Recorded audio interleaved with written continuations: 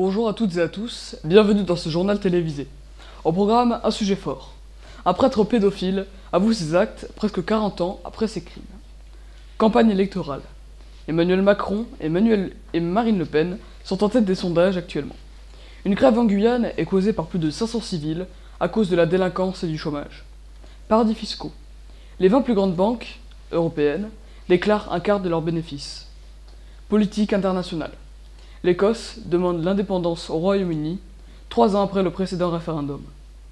Reportage sur l'exposition du pôle culturel Camille Claudel par Fatima Niroche. Ce soir à 21 h, la France reçoit l'Espagne, la foule est déchaînée. Cela fait beaucoup de bruit ces derniers temps. Un prêtre pédophile a avoué presque 40 ans après ses actes.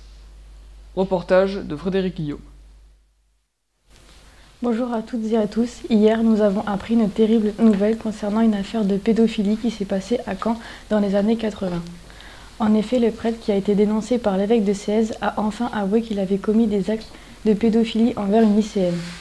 Le parquet d'Argentan dans l'Orne a ouvert une enquête préliminaire. Le président de la Conférence des évêques de France, Monseigneur Georges Pontier, a dit mardi que rien ne pouvait dispenser l'Église d'aider la justice en matière de lutte contre les abus sexuels, tout en déplorant qu'on puisse laisser entendre que tout prêtre est un pédophile potentiel. Merci Frédéric. La campagne électorale continue et Emmanuel Macron et Marine Le Pen sont les favoris des sondages pour l'instant. Reportage de Vincent Marignoni. Dans la campagne présidentielle, notamment Jean-Luc Mélenchon se démarque de ses concurrents avec plus de 250 000 abonnés sur la plateforme vidéo YouTube. Cela lui permet de toucher plus de jeunes et cela avec des milliers de vues par vidéo. Cependant, certains sont classiques et préfèrent les meetings devant des milliers de personnes. Certains candidats profitent des débats organisés par la télévision pour se démarquer des autres et donc pour pouvoir dévoiler leur programme. D'après certains sondages, Benoît Hamon perd 2 points avec 12%, Marine Le Pen grimpe dans les suffrages avec 24%, François Fillon est distancé avec 18%, Emmanuel Macron serait en tête des suffrages avec 25%, et pour terminer, Jean-Luc Mélenchon est à 14%. Certains candidats comme Nicolas Dupont-Aignan, Nathalie Arthaud, François Asselineau, Philippe Poutou, Jean Lassalle, Jacques Cheminade, n'étant pas mis en valeur, pourront présenter leur programme pendant le grand débat organisé par la chaîne de BFM TV et CNews le 4 avril 2017 à 20h50. Merci Vincent. C'est la grève en Guyane et pour cause, plus de 500 civils protestent contre la délinquance et le chômage. Un reportage qui nous est présenté par Yacine.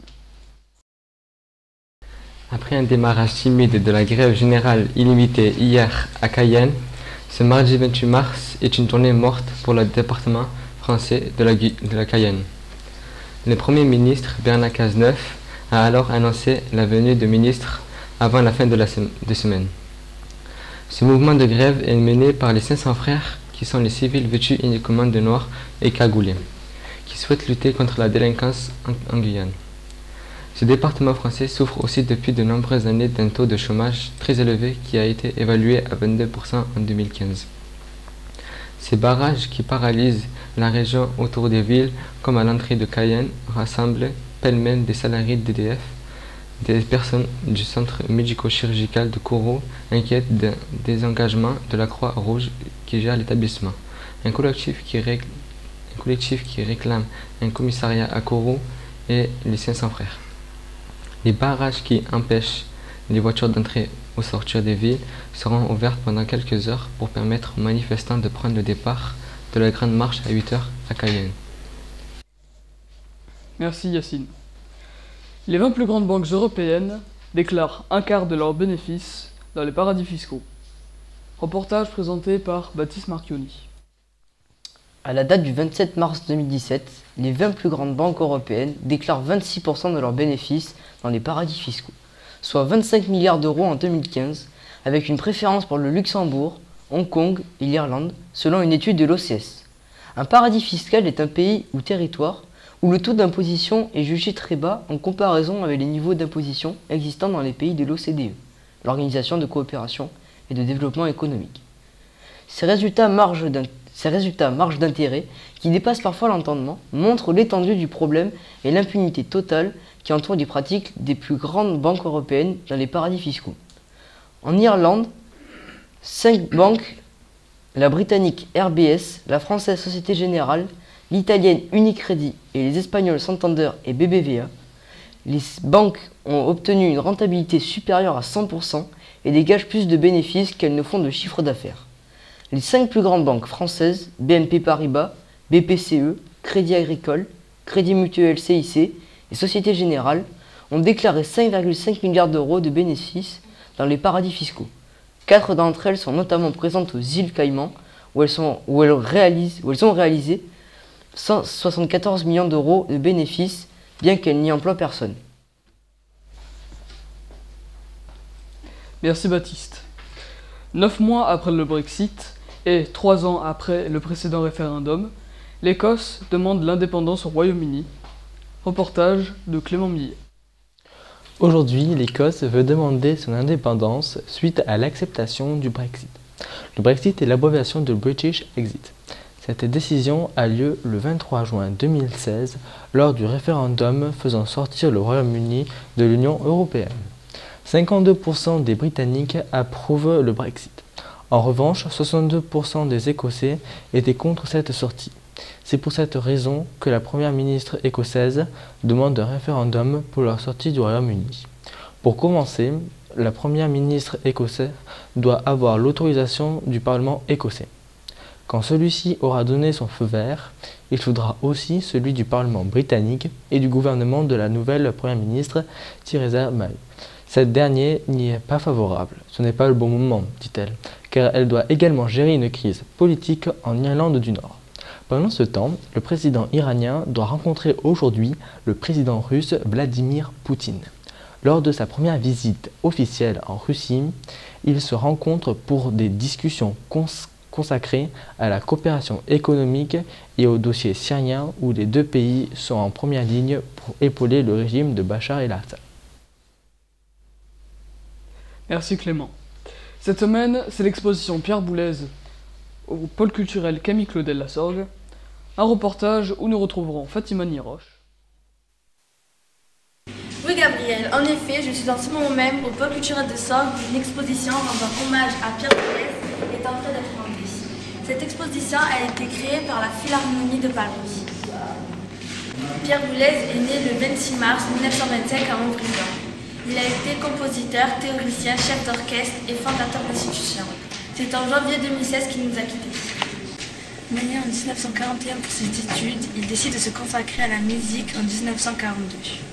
En 1943, il gagne la capitale, entre au conservatoire, puis intègre la classe de Olivier Messiaen. En 1945, il s'inscrit en classe en fugue au conservatoire. Durant ses années d'études, Pierre Boulez écrit des notations pour piano, fréquente des galeries parisiennes et lit des journaux littéraires et rencontre Kafka et Mallarmé. En 1947, il rencontre René Char en Provence. Il découvre à Avignon l'œuvre de Paul Klee. Les 3 sonates pour piano de Pierre Boulez s'inscrivent dans une période allant de 1947 à 1957. Présenté par Jean-Louis Barrault par Honegger en 1946. Pierre Boulez est rapidement nommé directeur de la musique en scène de la compagnie Renaud-Barrault. À New York, grâce à John Cage, il lit la poésie de Cummins, rencontre de Browning, Guston, Pollock, Calder, Varese et Stravinsky. Auditeur de ses premiers concerts, Nicolas de Staël consacre les 10 derniers jours de sa vie à un immense tableau inachevé, inspiré par les concerts de Webern et Schnenberg. Auditeur de ses premiers concerts, Nicolas de Staël décide de consacrer les derniers jours de sa vie à un immense tableau inachevé, inspiré par les concerts de Webern et Schoenberg.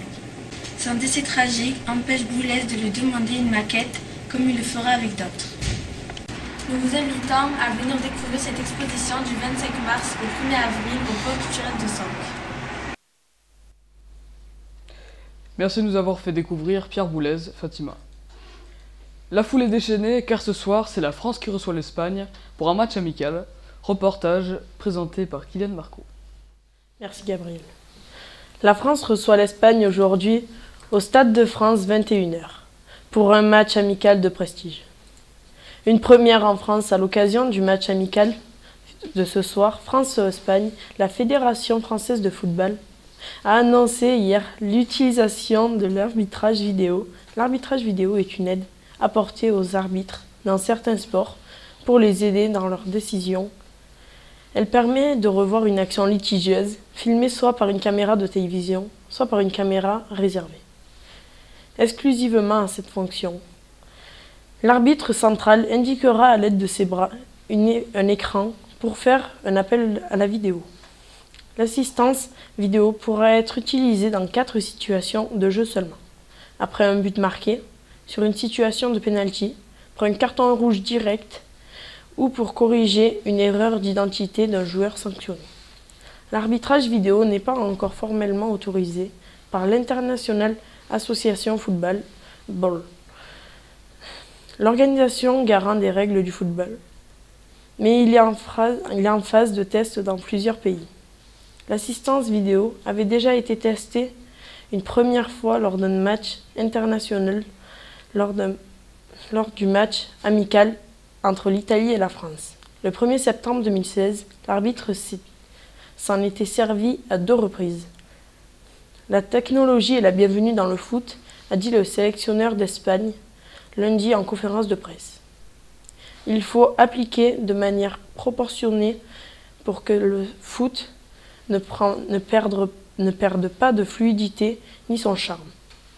Il y aura toujours des polémiques parce que l'interprétation de l'arbitrage sera toujours mise en doute, mais il est possible qu'ils en sortent des choses concrètes.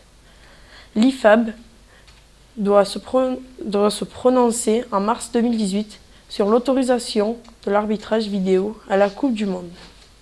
Le président de la FIFA, Gianni Infantino, soumet sa mise en place définitive pour la Coupe du Monde 2018 en Russie. Merci Kylian, j'ai vraiment hâte de voir le match. Et maintenant, la météo présentée par Karim Benasfour. Monsieur, madame, bonjour. Je vais vous présenter la météo de ce mercredi 29 mars. Pour la matinée, on trouvera au sud une France très ensoleillée, notamment à Marseille et à Bordeaux. Au nord, on aura une France assez nuageuse, comme à Lille, au Havre. Comme vous pouvez le constater, les températures maximales se trouveront au sud de la France, notamment à Marseille et à Nice, où on atteint les 17 degrés. À Bordeaux et à Lyon, on atteindra les 16 degrés. Les températures les plus basses seront à Paris, Nantes, où on atteindra les 14 degrés. À Lille et au Havre, 14 degrés. Non, 13 degrés. Dans l'après-midi, le sud sera ensoleillé, comme à Marseille, Nice, Lyon, Bordeaux. Et nous aurons des éclaircies dans le nord jusqu'à Lille. L'après-midi, nous aurons des températures en hausse, notamment à Marseille et à Lyon, où l'on atteindra les 21 degrés. À Paris, on aura chaud, avec 20 degrés. À Strasbourg, on atteindra aussi les 20 degrés.